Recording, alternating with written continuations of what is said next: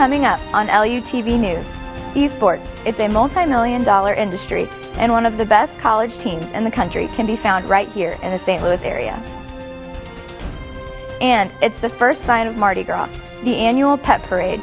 We'll take you to Soulard as people dress up their dogs and get ready for Mardi Gras in the true St. Louis style. Those stories and more ahead on LUTV News.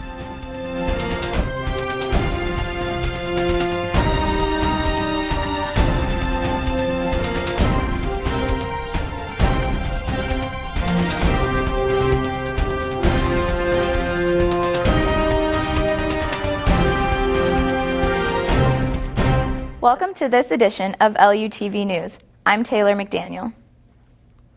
When you think of video games, it's not just guys playing video games in their spare time. Now there's a trend called eSports. It's where people play video games in a competition much like a sport. The business is catching on quickly, so quickly that TV networks are signing deals to broadcast tournaments, and colleges are also catching on to the trend and handing out scholarships. One of those places happens to be located in St. Louis County. Our Caleb Briorden went to Maryville University to get the story. Our Overwatch team, we actually just started this past semester. So right now our list of accomplishments is pretty small. Right now we only have the HUE Fest victory this past TESPA season. We just finished the regular season and we went completely undefeated without losing a single map. And with our combined score from this past preseason and regular season, we went, I think, 30-0. Our athletes, all of them are students on campus, right? And all of them are here primarily for college and then to compete as eSport professionals, right? So some of them are on like semi-professional teams, but for the most part, they're purely focused on making sure that they get good grades, and that they're doing well on the collegiate circuit. So we make sure that we have a lot of resources on our campus that they can utilize so that they can prosper at the best of their capabilities. I think Maryville as a program is making the biggest strides in esports for a college. I knew about them because of their league team. I knew what Maryville was and that they had a really good program. Maryville's setting the standard for people and definitely showing it with the results that teams have. I mean, they have national titles, Overwatch team's undefeated, so especially at Maryville, I think it can succeed and get bigger, especially as more and more titles get to the collegiate scene. Esports as a whole, I think it's going to definitely grow. Viewership's getting there, player bases are increasing, and people are getting along with it. Within years, games will come and go, but a lot of these games, especially with the franchising, I think are putting roots into the ground to stay for long term. There's definitely some big companies involved in it, and I think there's a lot of room to grow. Every player on the Maryville eSports team is guaranteed a $2,000 scholarship. To learn more about the program and the scholarships they offer, visit maryville.edu. Recently, here in St. Charles, a smoking ban was put in place that does not allow smoking in different areas of bars and casinos. Our own Luke McMahon has the story. I think it's great, honestly, because just the environment here at the bowl was really bad. You can just enter here and smell all the smoke. Your clothes would be smelling like smoke, and it was terrible. And for some of us that are very prone to, for example, sinus infections, just like me and a few of my teammates, it's kind of hard to be here and then breathing and then just starting feeling sick. You get bad migraines. Personally, I kind of like it. I'm from Illinois, and they've had the smoking ban for a while now. So coming from Illinois over here, it was kind of like a whole new world. You walk into a building and people are smoking like no other.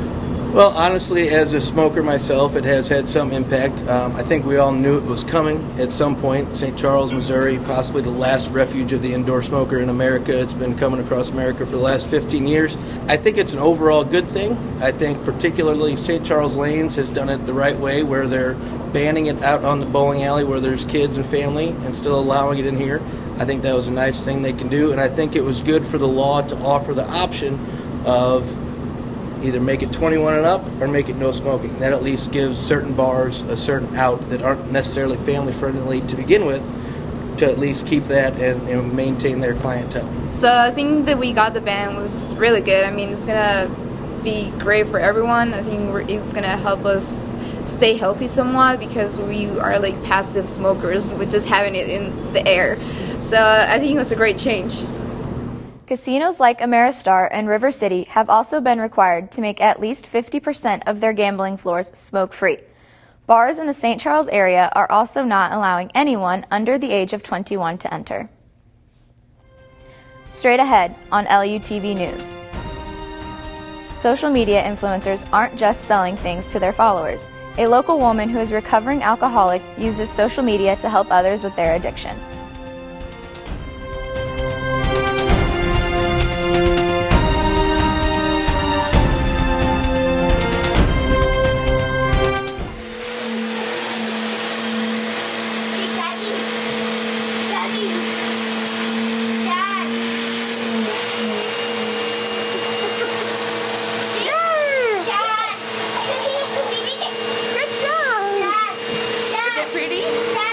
How's your hair? Is it pretty?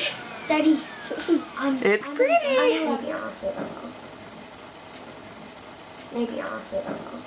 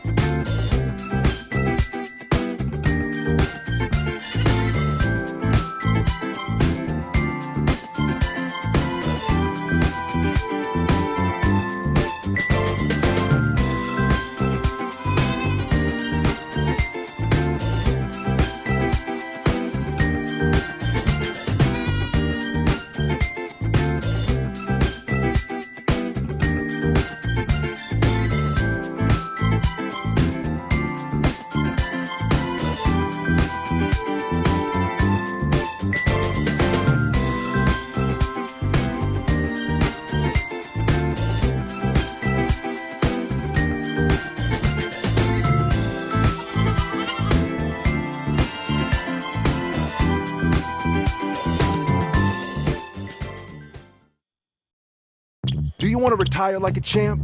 Just like legendary basketball star Uncle Drew? Don't do it like that, Uncle Drew! You're already acing the game. You've got your dream ride. Don't be slamming my door. Sorry about that. You just did the same. Gotta get the boys. Your dream vacation and your dream team. And now you can make your retirement just as legendary. I get buckets. Get the tips you need to get on track at aceyourretirement.org.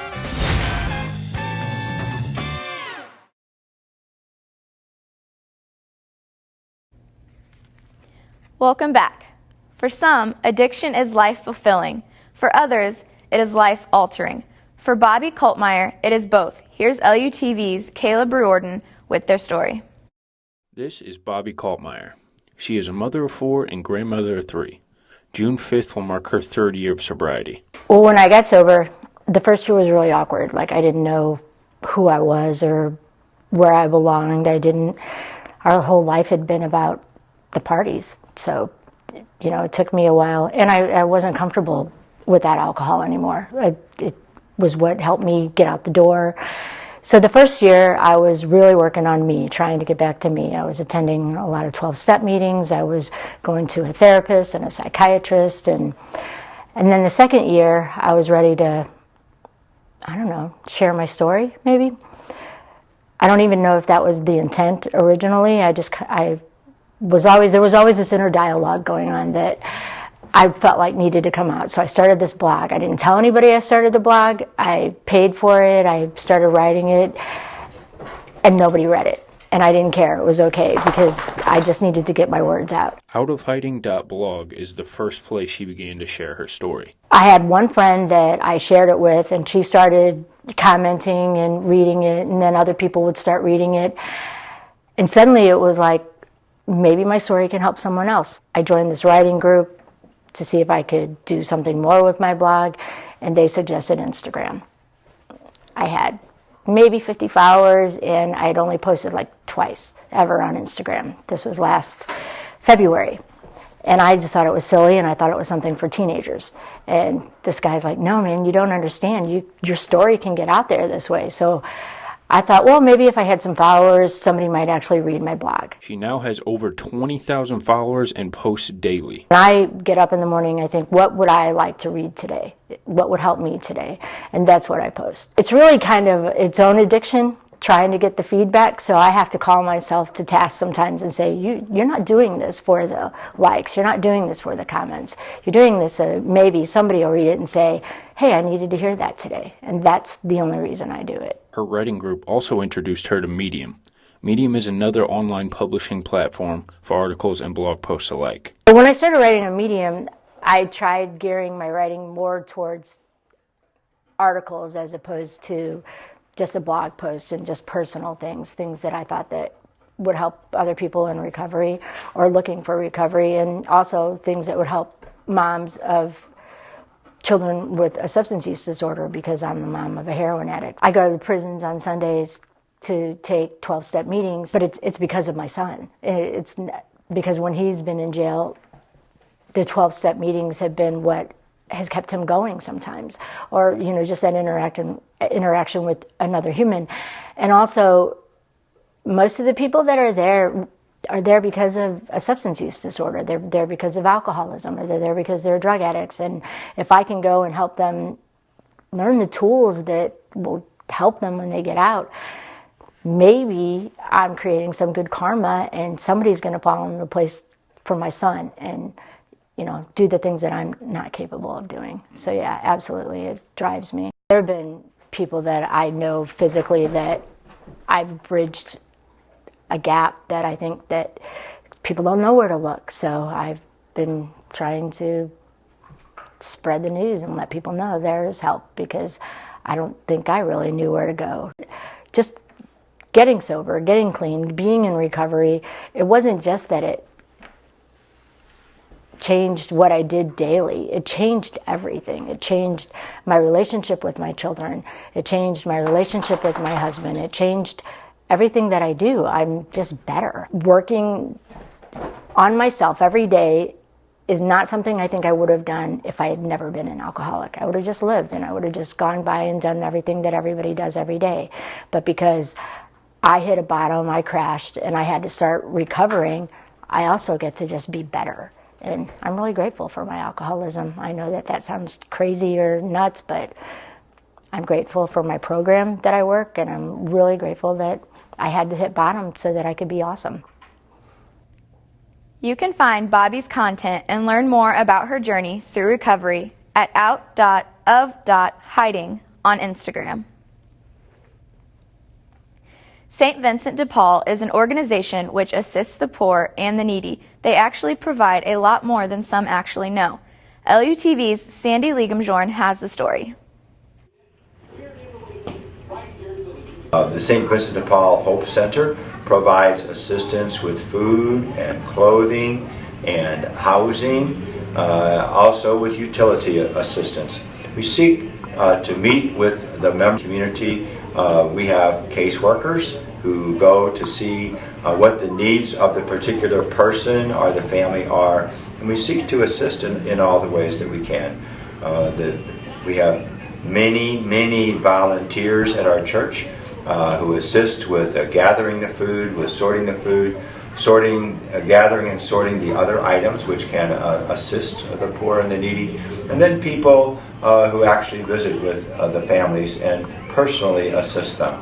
Also, some people just come here to the Hope Center and they can receive assistance in a variety of ways from the Hope Center, especially assistance with food. As Jesus told his disciples to go out and to feed the hungry and to shelter the homeless, to clothe the naked, we seek to serve the community in all these ways by following what Jesus asked us all to do. I think it is a really good reminder throughout the week to think that if I have a bad day or if I have a bad week, it's a constant reminder, keeping in the forefront that there are other people that are not as well off as myself, and so for me it's that reminder to keep in mind. The way it changed my life is the fact that I am in a group with wonderful people that care about others, and it's just a good feeling. Riley Cohane is skating through life. He's only a teenager, but he also has a sponsor who pays for his professional skating venture. Riley is the brother of one of our reporters, Tyler Cohane. The two sat down and have the story for us. My name is Riley Cohane. I've been skating for 8 years. I'm 16 years old. I learned to skate by one of my friends who just showed me one day at like a summer camp that I went to at Yap Skate Park, and that's kind of how it started. If I were to say the first trick, it would have been a pop shove it. It's when so this is the board, and then you're shoving it backwards while popping it, so it's like a shove, and then it'll just go. So your front nose will end up in the backside, basically. My favorite skate park is Westhoff, and my second favorite skate park is Yap. They just made that free. And then Earth Surf, which is my sponsor, and then Future Skate, Earth Surf Skate Park. I don't know, I kind of just got on like a couple years ago, but like it all started when I was 12 years old, and we were at the skate park, and my friends that were already on the team said they would get me on, and they said all I had to do was try this one trick down a rail, and I was like 12 years old and I was super scared, but I did it, and I fell a bunch before I actually tried it, but then I did it and I landed it, and they called them, and then they said, hey, this kid could be on the team, and I'm like, no, that's crazy. To anyone learning how to skate, just don't stop and keep going, and eventually it'll be at a point where like, yes, you can't land this trick, but then it's like when you do, and when you do it clean, you'll be like, it's over, and you'll feel like all this relief. Riley continues to skate and continues to make himself known. You can follow him on Instagram at Riley Cohane to keep up with his skating lifestyle. Mardi Gras is coming, and the first sign of things to come happens to be the annual Pet Parade. We'll take you to the Soulard neighborhood in St. Louis City, where Mardi Gras celebrations got underway in true St. Louis spirit. That's next.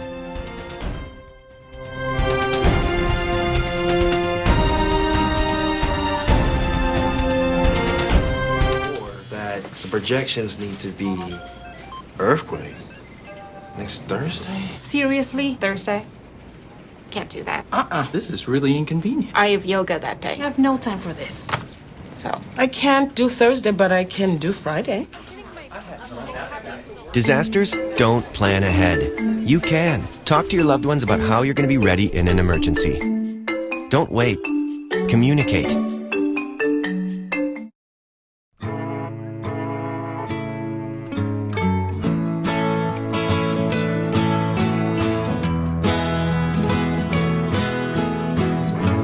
Wake the sun, tell him that I've begun to dream of things to come, and tell the trees not to look for me. I'm going to find some peace of mind. Wake the sun, wake the sun, wake the sun, wake the sun.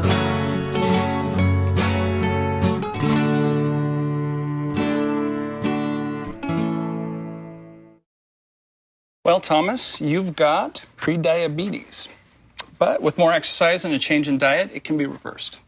I've tried exercising. It just makes me hungry for bacon. I love bacon, too. And who really likes to exercise? Not me. Me neither. Nobody. So we're good? What? Oh, you still have pre-diabetes. Big time.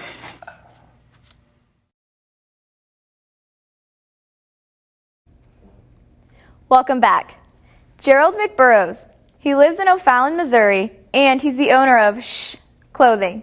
LUTV's Garrett Anderson talks to McBurrows about the man's fascination with fashion and how he got into the clothing business. What's up, everybody? My name is Gerald. I'm the founder of SHUSH, Stay Humble, Hustle Hard. Right now we are down here at the lab in my house. This is where it all goes down. We provide hoodies, joggers, t-shirts, and mostly, we're looking to expand to get beanies and scullies and hats. Basically, we're going to expand from just those few items. We want to be able to make everything in, the next couple of years. Originally, I had gotten a tattoo, and, stay humble, hustle hard, and I just been, slept on it. Couldn't think of, I'm like, man, I need a clothing brand name. And eventually, I came across SHUSH, and I'm like, SHUSH is stay humble, hustle hard. From photo shoots, style shoots, printing shirts, making shirts, cutting shirts, everything you can think of. I reach out to all the athletes, hustlers, those who, grind hard every day. My dad is a retired ball player. He played in the league for 9 years, and he got some connects. So I reach out to him, tell him I got new merchandise coming, and he make a few phone calls, and we can get it out to hopefully the next big stars. My name is Trey. Met G in high school. We've been friends for I don't even know how long, probably 7 years. Been into fashion for a while. He always had the best shoes and stuff in high school, so I always had kind of like a business going, collecting and praising and selling shoes. As long as you go and grind and get to it, I think this brand is something that you can relate to. SHUSH Clothing will be looking to market their clothing overseas next in China, Australia, and the United Kingdom. Follow SHUSH on Instagram at SHHX3, or go to their website at shushclothing.com. Mardi Gras season has arrived. Mardi Gras season comes with a slew of events, which mainly occur in Soulard.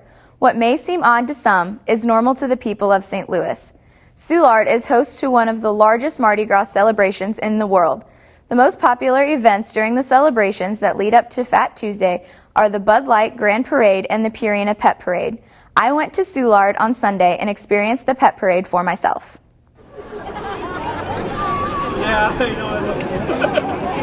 Spectators packed the streets of Soulard to watch the 26th annual Pet Parade. Purina is host to the world's largest costume pet parade, and this parade calls the streets of Soulard home. Today, people have gathered from near and far to come watch these pets strut their stuff up and down the streets. This year's chilly temperatures and harsh winds definitely did not deter the spectators from enjoying the show the animals and owners had to put on. The parade began with 3 police officers riding their motorcycles down the streets, warning spectators of what was to come. Following them were hundreds of pets being led by their owners. Many of these pets came outfitted in different extravagant costumes, while others took a somewhat permanent route and dyed their fur. These eager animals have been bringing people from Soulard's community during Mardi Gras for years. I think it's just a great opportunity for a bunch of people in St. Louis to come out and have a great time and celebrate dogs and have a great day out. The Pet Parade truly is family friendly and a fun way to celebrate dogs as well as other unexpected animals. While temperatures are still a bit chilly, the parade has sort of become a marker for some individuals as a nearing end to winter. So I keep coming back because it's a great way to get your animals out and have a great Sunday afternoon with your friends. Also, it's kind of the end of the winter blues, so the day is sunny and beautiful, and it's just a great time to get out with your friends and celebrate the season. Some spectators have been attending this Mardi Gras event since before it was even known as the Purina Pet Parade. It was originally called the Barkus Parade, and I've been coming down for, 20 or more years, every year. With this being one of the largest Mardi Gras events in the area, members of the community tend to be strong supporters. The mayor even made an appearance to throw out some beads to the crowd. The young and old alike keep coming back to this parade year after year. What keeps bringing all of these people back? So I've been at the Pet Parade for I think the last 4 or 5 years. It's probably my favorite event of all of the different Mardi Gras ones because I'm a huge dog lover, and my sister and brother-in-law always bring their huge golden retriever, so it's just a fun event. You'll just have to head to Soulard next year during the Pet Parade to experience the joy for yourself. The Pet Parade is held annually and is free to watch. If you would like to walk with your pet in the parade next year, there is a $10 registration donation to Open Door Animal Sanctuary. Escape rooms are popping up all over the country, and we found one of the best sitting in our own backyard. Video journalist Michael Bird and the rest of the LUTV news crew went to Mindbreak to have fun and have our minds broken. I'm really not trying to grab it. Oh, no! Bryson Schroeder is the owner, him and his mother. They started the business, I think, about a year ago. They've been here about 10 months. They do have 3 locations, one in St. Charles, one in Columbia, Missouri, one in Norwich, Connecticut. Not to drive it. Oh, hey, that's fine up there. We need it. How do I use this? So I've had just a big hobby against escape rooms, really enjoyed them. I've done a bunch of them in the area, which is kind of where the whole idea of potentially starting one started out. I own a couple other businesses, a t-shirt printing business. We do a charity t-shirt business as well. And so kind of the business aspect thing has been around for a little while. And so I kind of decided that I wanted to get into something fun, something that kind of ties into my hobby as well. And this was one of them. So my mom and I work together on this business. She primarily focuses on the room writing and the creative expression stuff associated with it. We learned early on that she has a really good knack for writing escape rooms, coming up with the puzzle structure, coming up with the theme, and kind of making it all encompassing. And so that's the area that she focuses most directly on. And then the marketing and business operations stuff is really where I get involved. That is, that's... Wait, put the spike in the thing. My generation, when I say escape room, they typically say, oh, you know, the room you go to hide in if intruders come into your house. And I'm like, no, that's not our business at all. But yeah, but Bryson loves them, and after I started going to them, I really have a lot of fun going to them also. I started writing this one, and my son said, oh, Mom, you can't write an escape room. And I said, yeah, I think I can. They're opening another location in the area as well. To find out more about them and how you can have as much fun as we did, you can go to mindbreakescape.com. That's it for this edition of LUTV News. I'm Taylor McDaniel. Thanks for joining us.